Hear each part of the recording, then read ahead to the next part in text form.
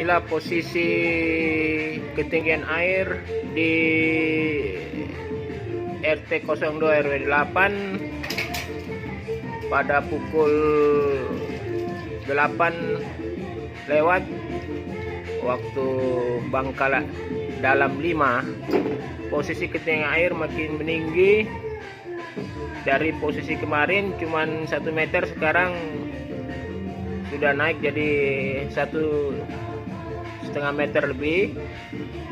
Posisi rumah warga yang saya ambil rekamannya pada posisi di lantai 2 saya yang sama dengan ketinggian rumah di depan rumah saya ini.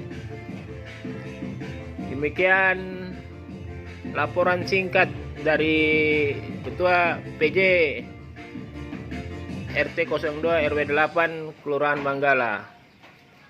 Terima kasih. Hujan mulai turun lagi.